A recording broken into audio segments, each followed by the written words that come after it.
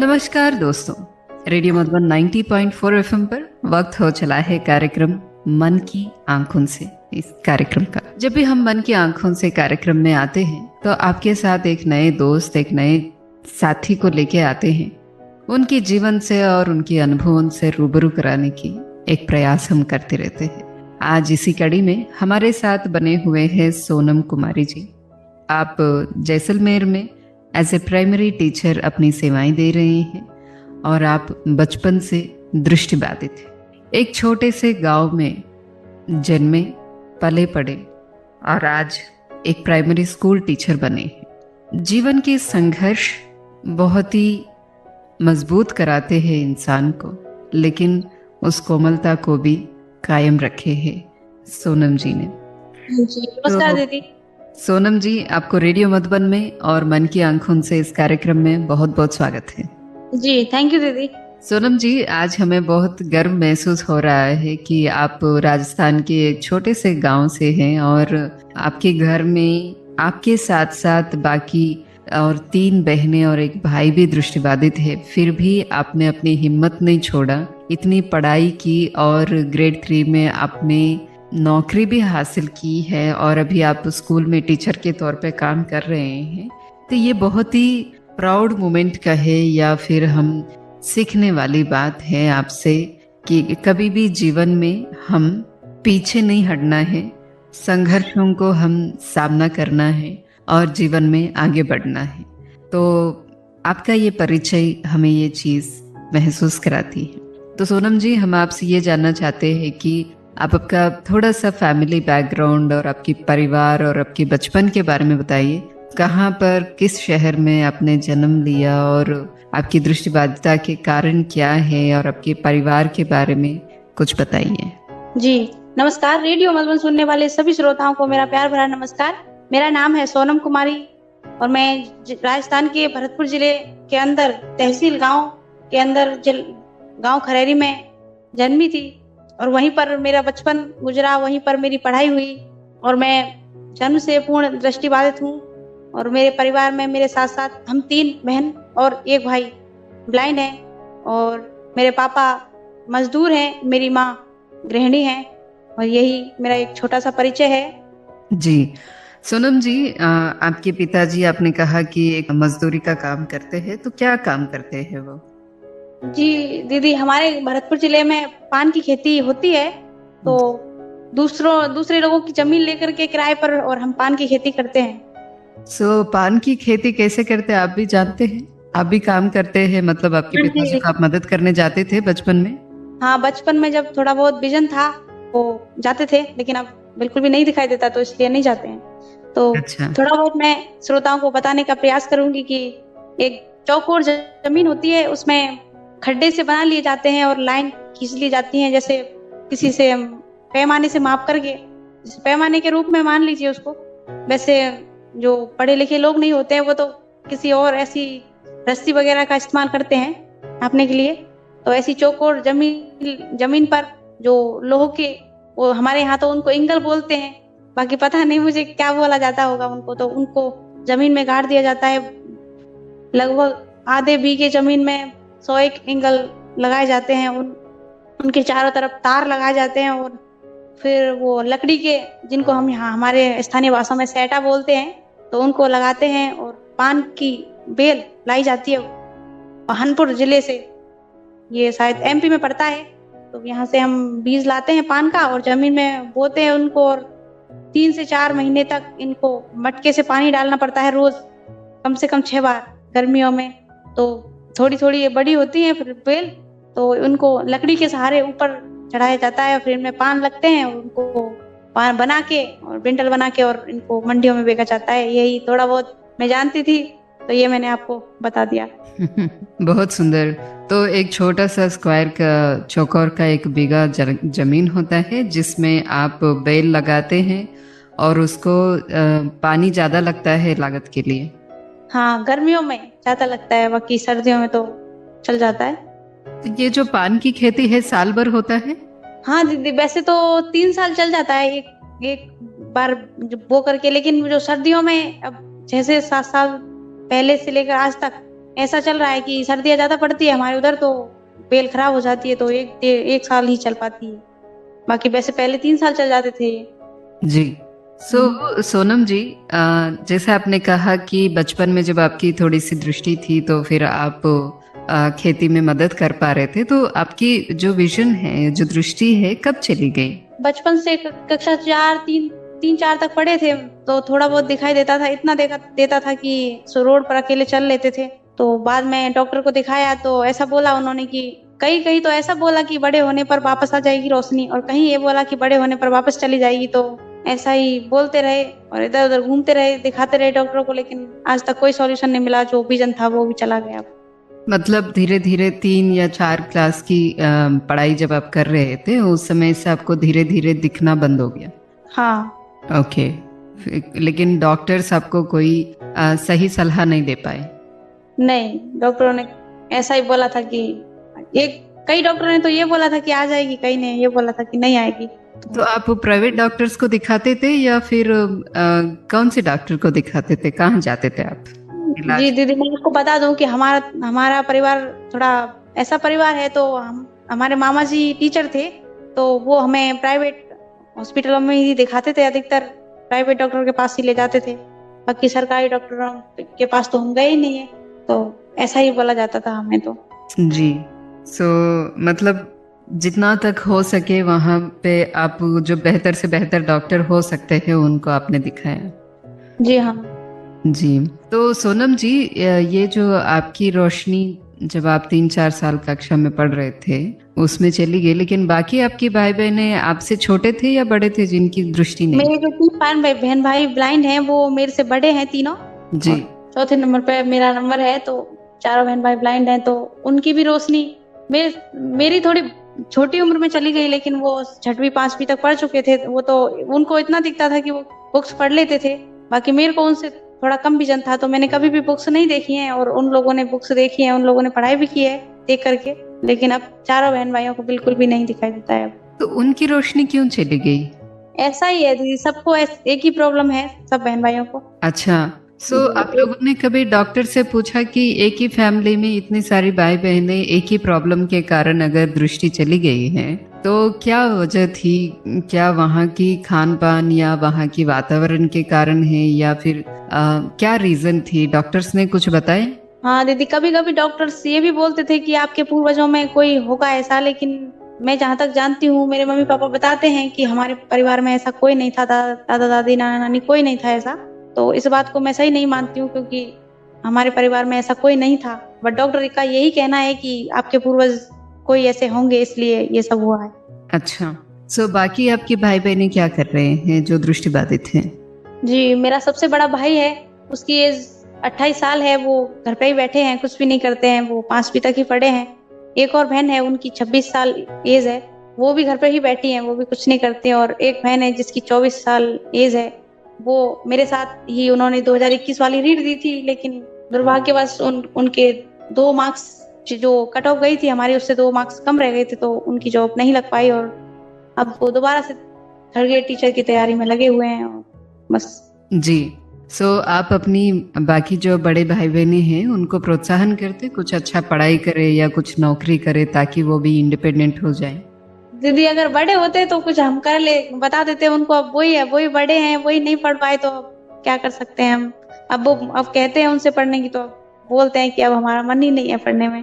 हाँ, जब तक उनके पास विजन था तब तक तो उन्होंने पढ़ाई कर ली। बाकी एक बार जब 2009 में मेरे पापा जी का एक्सीडेंट हो गया था, पैर टूट गए थे दोनों, तो उस समय हम जो प्राइवेट स्कूल था उसको उनको फीस नहीं दे पाए थे, तो उन्होंने उनका नाम कट कर दिया था, इसलिए वो नहीं पढ़ पाए।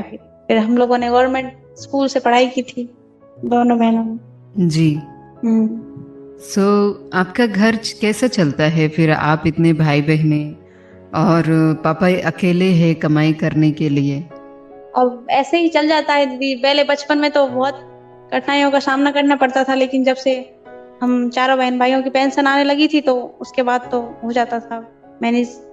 और जब पढ़ाई की बात आई, तो जब 12वीं तक तो चल गया ऐसे तैसे, लेकिन जब एसटीसी की दोनों बहनों ने, जैसे कि मैं फर्स्ट ईयर में थी तो वो सेकंड ईयर एसटीसी में थी, तो उस समय हमें थोड़ी बहुत परेशानियों का सामना करना पड़ा।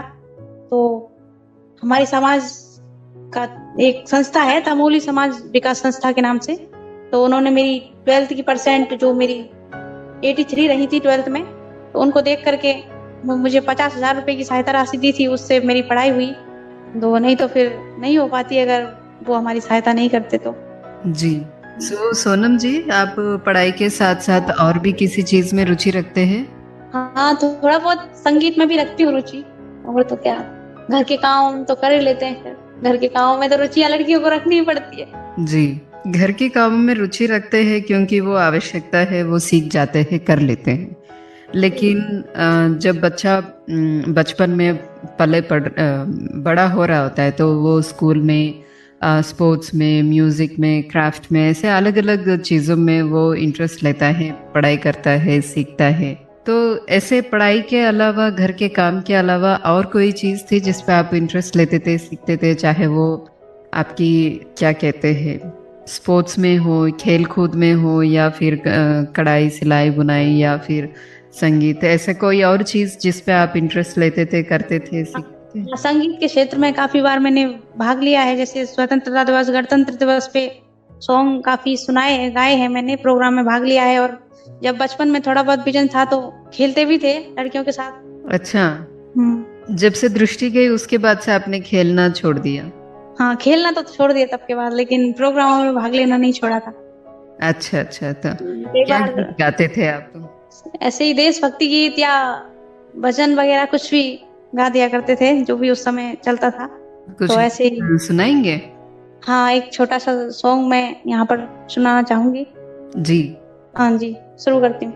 हाँ। तेरी पनाह में हमें रखना, सीखे हमने किला पर चलना, कपट कर्म चोरी बेईमानी अहिंसा से हमको बचाना, नाले का जाऊं ना पानी, नाले का जाऊं ना पानी, निर्मल गंगा जल ही बनाना,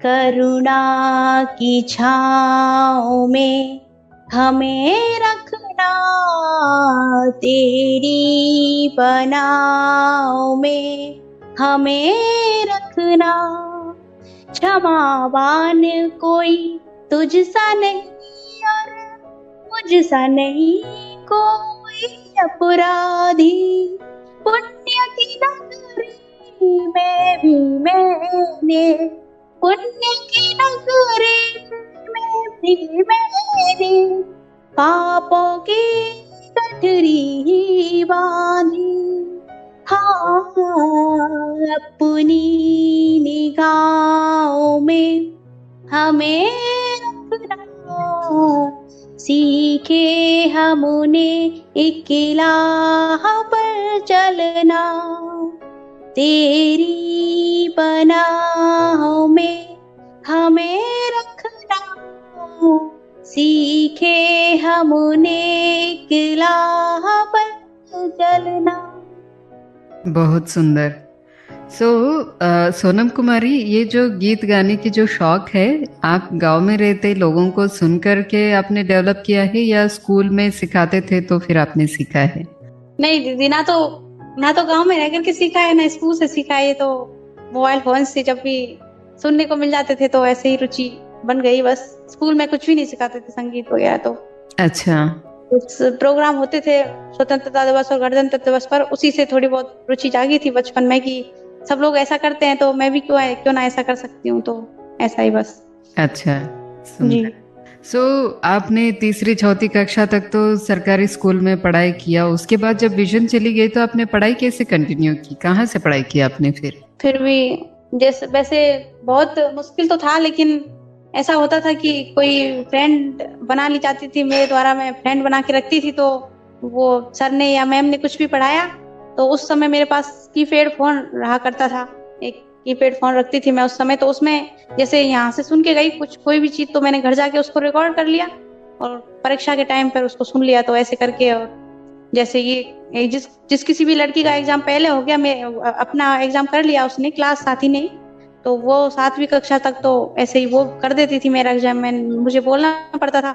जो ऐसी लड़कियां मेरी फ्रेंड बना करती थी जिनको शायद हिंदी पढ़ना भी ढंग से नहीं आता था, तो उनको मुझे ऐसे ऐसे करके, जैसे कुछ एक शब्द लिखना है, जैसे कुछ शब्द, जैसे कोई शब्द लिखना है, मान लो सोनम ही लिखना है उदाहरण के लिए, तो उसको ऐसे बताना पड़ता था कि सा लिखना है और ओ की मात्रा लगानी है उस पे, और ना और माँ ऐसे लिखना है, ऐसे करके बताना पड़ता था। ऐसी लड़कियां अधिकतर मेरी फ्रेंड बना करती थी, और जिनको थोड़ा बहुत आता था वो कभी भी मेरी फ्रेंड नहीं बनी है। और तो ऐसे पहले उनका पेपर मुझे करवाना पड़ता था और उसके बाद वो मेरा पेपर करती थी अपने पेपर में से देख करके। ऐसा 7वीं तक तो ऐसा किया था।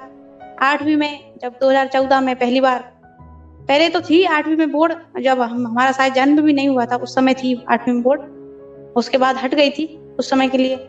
और मेरे टाइम पे 2014 में मैंने 8वीं पास की थी, तो उस समय दोबारा से बोर्ड सरकार, राजस्थान सरकार ने लगा दिया था। तो हमारे तहसील बयाना में मेरा सेंटर आया था, उस समय थोड़ी बहुत परेशानियों का सामना करना पड़ा। तो फिर मैम ने मेरे को सलाह दी थी कि 7वीं क्लास की कोई लड़की को ले जा सकते हैं परीक्षा में। हालांकि मैं पहले ये सब नहीं जानती थी कि इतने सारे ब्लाइंड भाई बहन और हैं, मैं तो यही जानती थी कि हम 4 बहन भाई हैं, बाकी ऐसा कोई होता ही नहीं है। तो क्यों पता नहीं प्रभु ने हमारे साथ ही ऐसा क्यों किया है। तो उसके बाद जब एक लड़की को राइटर के रूप में चुना गया मेरे लिए, तो उसने उसी समय उस एग्जाम के दिन ही मेरे को मना कर दिया, तो बड़ा दुख हुआ था। तो फिर उसके बाद दूसरी एक और लड़की थी, तो वो जो पहले वाली जो लड़की थी जो राइटर बनी थी वो थोड़ी इंटेलिजेंट थी, अपने आप में वो अपने आप को बहुत ज्यादा समझती थी। तो उस समय बिल्कुल एन वक्त पे उन्होंने मना कर दिया जाने का कि मैं नहीं जाऊंगी।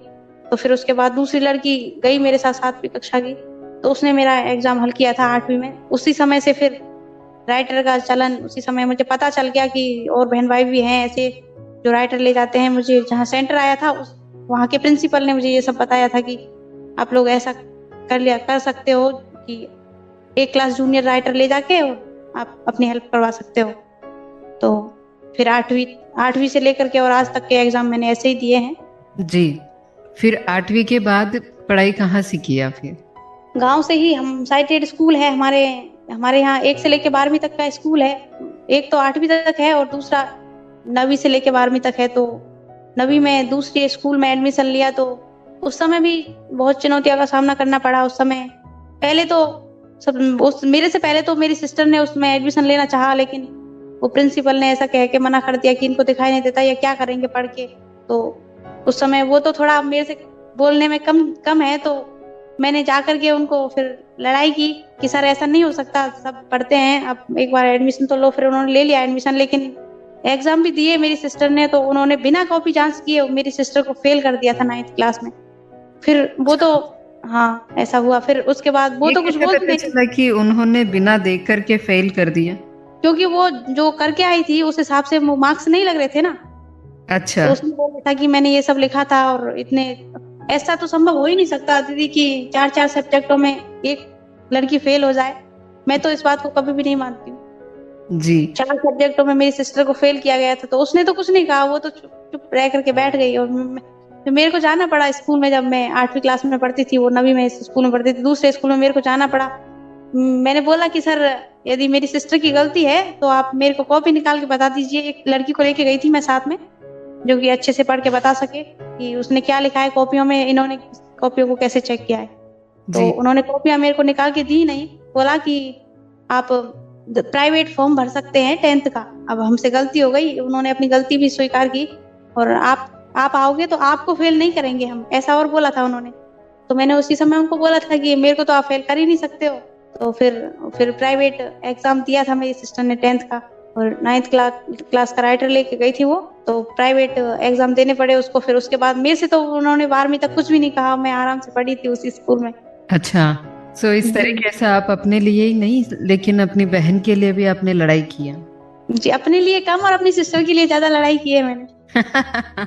जी हाँ। बहुत सुंदर। तो जिस सिस्टर के लिए आप लड़ाई करते थे उनका नाम क्या है? जी, उनका नाम है रेणु कुमारी। रेणु कुमारी। तो उनका ही अभी 2 नंबर मार्क से कम होकर के वो रीट का एग्जाम पास नहीं कर पाई। जी। अच्छा, ओके। सो सोनम जी, आप अपने लिए ही नहीं लेकिन आपकी बहन के लिए भी खड़े रहे और पढ़ाई कराया, ये सभी चीज़ें। सो बाकी आपकी भाई बहन पढ़ाई करने में रुचि नहीं रखते थे उस टाइम पे? आपको देख के हम भी सोनम की तरह पढ़ लिख जाए, थोड़ा नौकरी आ जाएगी, हम भी अपने पैरों पे खड़े हो जाए। तो उस समय तो उनको ऐसा पता थोड़ी था मैम कि इसकी जॉब लग जाएगी, ऐसा किसी को विश्वास नहीं होता था। और लोग भी ऐसा बोलते थे कि ये तो दृष्टिहीन है, ये क्या करेगी पढ़ के, वैसे ही ठोकरें खाती है, जाती है स्कूल में, कुछ नहीं होने वाला, ऐसा बोलते थे सब लोग गांव के। तो इसलिए वो उनका हौसला टूट गया और वो नहीं, फिर उन्होंने मना कर दिया कि हम नहीं जाएंगे। और थोड़ी एज भी, जैसे औसत के हिसाब से जो बच्चे होते हैं उस हिसाब से उनकी एज थोड़ी ज्यादा हो चुकी थी, तो वो ये मानते थे कि हम लोग बड़े हैं और उस क्लास में हम नहीं बैठेंगे, तो हम नहीं जाएंगे स्कूल, ऐसा उनका मानना था फिर। अच्छा, तो छोटे से गांव में रहते हुए आपको कैसे पता चलता था कि ऐसे टीचर बन सकते हैं, या फिर दृष्टिबाधित जो साथी है वो और भी अलग अलग प्रोफेशंस में अपना क्या प्रोफेशन चुन सकते हैं, ऐसा जी, एग्जाम लिखना होता है, ये सभी जानकारी आपको कैसे मिलते थे? बचपन में 10वीं क्लास तक, जब 10वीं में आई थी मैं 2016 में, तो उस समय तक तो मुझे कुछ भी नहीं पता था कि टीचर्स दृष्टिबाधित ऐसे बन जाते हैं या ऐसे करके, कुछ भी नहीं पता था। तो मेरी सिस्टर को 10th क्लास पास करने पर लैपटॉप मिला था, उसकी 72 मार्क्स थे उस समय, उसमें 72% बनाए थे उसने 10th क्लास में, तो उस समय उसको लैपटॉप मिला था। और उसके बाद जयपुर में OTS में ट्रेनिंग लगी थी, एक जो कंप्यूटर सिखाने वाले, लैपटॉप सिखाने वालों की, तो वहां पर कम से कम 150 स्टूडेंट आए थे वहां पर ऐसे। और जो टीचर्स थे जो सिखाने वाले थे वो भी ब्लाइंड थे। तो ऐसा मेरी सिस्टर ने मुझे बताया था। फिर हमने अपने मन में सोचा कि जब इतने लोग हैं हमारे साथ, तो क्यों ना हम भी कुछ सब कुछ कर सकते हैं, जब वो लोग ऐसा बने हैं तो हम भी सब कुछ कर सकते हैं। तो ऐसा जुनून एक दिमाग में ऐसा आ गया। और उस समय एक टीचर ऐसे भी मिले थे जिन्होंने हमें रिकॉर्डेड कोर्स, जो कि हम कुछ भी नहीं जानते थे रिकॉर्डिंग कोर्स रिकॉर्डिंग भी, इतनी दिमाग नहीं था, पर इतना तो था कि हम लोग सुन सुन के और घर जाके रिकॉर्ड मोबाइल में कर लिया करते थे। लेकिन इतना नहीं पता था कि लैपटॉप और कंप्यूटर्स में रिकॉर्ड भी होते हैं, कोई करता है। तो एक अश्विन चौधरी नाम के सर हैं जो झुंझुनू से हैं, उन्होंने हमारे लैपटॉप में कोर्स डाला था। तो उसके बाद से हमें पता चला कि जो कि जोधपुर दृष्टिहीन विश्वविद्यालय के द्वारा विश्वविद्यालय नहीं है, विद्यालय है, तो उसके द्वारा रिकॉर्ड किया गया था वहां पे ये। तो वो हमें दिलवाया गया था, उसके जरिए हमने पढ़ाई की थी। तो तब से हमें पता चला। और जब मैं 11th क्लास में आई तब तक मुझे रिकॉर्डिंग क्लब का भी पता चल चुका था। जो अश्विन चौधरी जी सर हैं उन्होंने ही मुझे जयवंती मैम का जो कि नंबर दिया था, तो उन्होंने मुझे फिर रिकॉर्डिंग क्लब से संपर्क करा दिया। फिर तब से लेकर आज तक 2017-18 से लेकर के आज तक 2022 तक मैं रिकॉर्डिंग क्लब के साथ हूँ। और आज जो कुछ भी हूँ तो मैं सर्वप्रथम मैं इसका श्रेय रिकॉर्डिंग क्लब को ही दूंगी, तो कोई अतिशुक्ति नहीं होगी, क्योंकि रिकॉर्डिंग क्लब ने मेरा हर कदम पर साथ दिया है। इसके लिए मैं इस प्रोग्राम के माध्यम से आदरणीय संदीप कुमार त्रिवेदी सर और आदरणीय जयवंती मैम का हृदय की गहराइयों से आभार व्यक्त करती हूँ, क्योंकि आज मैं जो कुछ भी हूँ तो इसमें उनका बहुत महत्वपूर्ण योगदान है। जी, बहुत अच्छी बात है सोनम कुमारी जी कि आप अपने जीवन की संघर्ष में जिन्होंने भी आपको मदद किया है, आप उनके लिए कृतज्ञ है और उनको याद भी करते हैं, और उनकी जो मदद है वो आपके जीवन में कैसे आगे बढ़ने में मदद किया है इसको आप पहचानते हैं। बहुत अच्छी बात है। ये भी बहुत अच्छी क्वालिटी है। आजकल की दुनिया में लोग इस चीज़ को पहचानते नहीं हैं, लेकिन आप उसको याद करते हैं और अप्रिशिएट भी करते हैं। सोनम जी, अभी आपने जब रीट की एग्ज़ाम की तो उसके लिए आपने कैसे तैयारियां की? उसके लिए तो बीजे एजुकेशन नाम का एक ऐप आता है जो वंदना जादौन मैम ने उसका निर्माण किया है, तो उस पे से कोर्स खरीदा था। एक बार ऑफर चल रहा था 299 रुपए का, तो उस समय ले लिया था ये कोर्स। तो वहां से पढ़ाई की थी। और रिकॉर्डिंग क्लब के द्वारा मुझे जो रीड की गाइड होती है लक्ष्य, वो रीड की गाइड उपलब्ध करवाई गई थी। तो उन दोनों को सुन करके मैंने और मेरी सिस्टर ने, दोनों ने हमने तैयारी की थी। जी, तो ये ऑनलाइन में पढ़ाई की आपने? जी, ऑनलाइन भी की थी और ऑफलाइन लैपटॉप के माध्यम से भी की थी, रिकॉर्डिंग के माध्यम से। जी, तो एक दिन में कितने घंटे पढ़ाई करते थे आप? एक दिन में ज्यादा नहीं करती थी दीदी, मैं तो जैसे पढ़ाई को खेल खेल में पढ़ाई करती थी, मैंने इतनी ज्यादा पढ़ाई नहीं की है, सिर्फ 13 दिन की मेहनत है ये तो मेरी बस। अच्छा, शायद 13 दिन में ही आपने पूरा कर लिया है पूरा मेहनत? जी क्या बात है, आपके लिए तो जोरदार तालियां होनी चाहिए। 13 दिन में आपने रीट की एग्जाम क्लियर कर दिया। 2021 में सितंबर के शुरू में हमारे एग्जाम चल रहे थे बीएसटीसी सेकंड ईयर के, जी सितंबर 2021 में, और संभवतः 13 सितंबर 2021 को मेरा लास्ट एग्जाम था, और उसके बाद से मैंने ये तैयारी शुरू की थी, और 26 सितंबर को हमारा ये रीट का एग्जाम हुआ था। यदि थोड़ा और टाइम मिलता तो मैं साइटेड लोगों की बराबरी कर सकती थी, और हर बार मैंने साइटेड लोगों की बराबरी की है, और मैं लगभग 70-72 स्टूडेंटों के बीच में पढ़ी लिखी हूँ, और हमेशा मैंने दूसरा स्थान या पहला स्थान ही प्राप्त किया है उन विद्यार्थियों में। अगर आज भी टाइम मिलता तो शायद बहुत कुछ हो सकता था। जी। सोनम जी, आपकी तरह जो भी दृष्टिबाधित बहनें हैं या बच्चियां हैं जो आपको सुन रहे हैं, तो आप उन सभी को क्या कहना चाहेंगे? मैं उन सभी अपनी छोटी बड़ी सभी बहनों को यही कहना चाहूंगी कि दुनिया के हर शौक पाले नहीं जाते, कांच के खिलौने हवा में उछाले नहीं जाते, और परिश्रम करने से हो जाते हैं हर काम आसान। हर काम तकदीर के भरोसे टाले नहीं जाते, हर काम तकदीर के भरोसे टाले नहीं जाते। तो मैं तो अपनी सिस्टर्स या जो भी मुझे सुन रहा है इस वक्त या सुनेगा बाद में, मैं सभी को यही कहना चाहूंगी कि ईश्वर ने हमें एक कमी दी है तो क्या हुआ, हमें अपनी जो खूबियां हैं हमारे अंदर जो हमें उन्हें पहचानना चाहिए, और हमें देखना चाहिए कि हमारे में एक कमी है तो क्या हुआ, हमारे अंदर सीखने समझने की क्षमता बहुत तीव्र है, और इसका हमें सदुपयोग करना चाहिए, और निरंतर हमें दिन रात मेहनत करके और अपना एवं अपने परिवार का, अपने मम्मी पापा का नाम रोशन करना चाहिए, और ताकि हमें कोई बोझ ना समझे। ऐसा यही मेरा एक छोटा सा संदेश है। जी।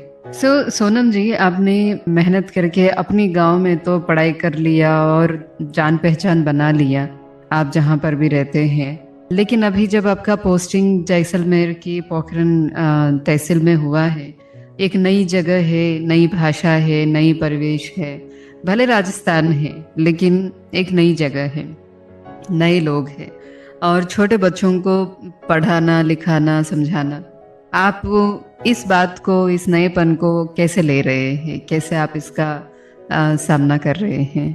जी, ऐसा है कि यहाँ पर मारवाड़ी भाषा बोली जाती है, और जो पोखरण में जहाँ हम रहते हैं वहाँ पर तो जैसे हम बोलते हैं शायद वो हमारी देखा देखी करके हिंदी भी बोल लेते हैं, लेकिन स्कूल में जब हम पढ़ाते हैं बच्चों को तो वहाँ पर बहुत दिक्कतें का सामना करना पड़ता है। हालांकि थोड़ा बहुत अब सीख चले हैं मारवाड़ी भाषा भी, और भविष्य में यदि लंबे समय तक यहाँ रहना पड़ा, ईश्वर की यही इच्छा रही, तो सीख भी जाएंगे मारवाड़ी भाषा भी।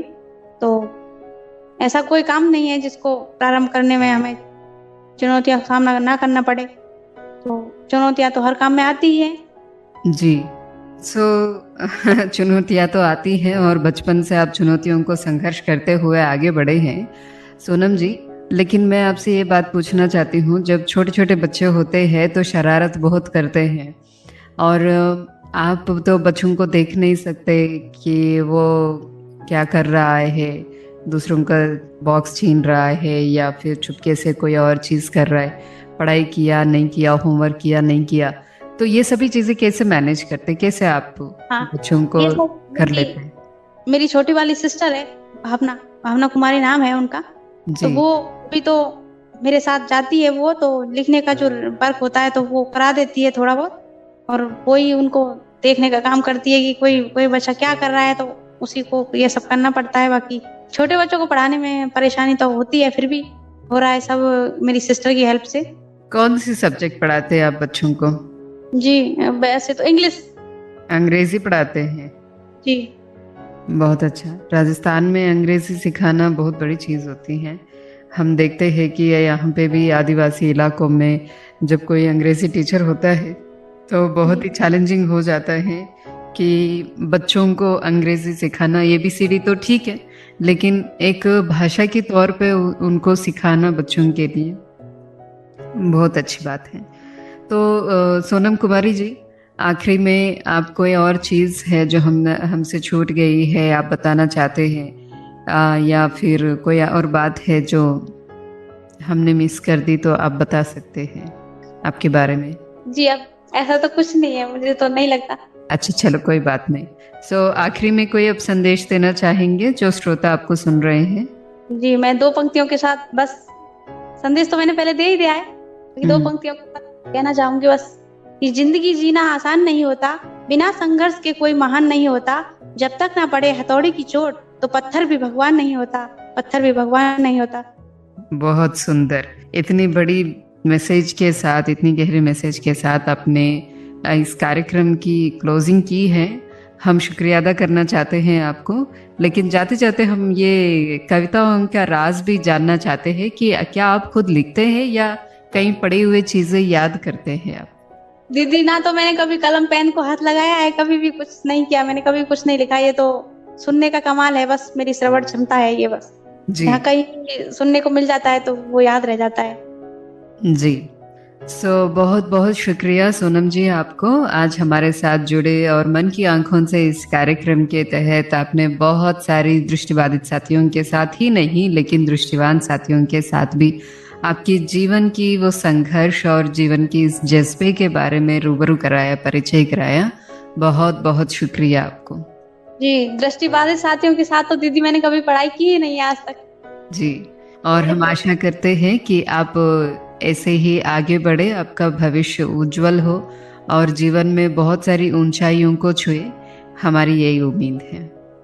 जी, थैंक यू सो मच दीदी। हमारी ये दुआएं हैं।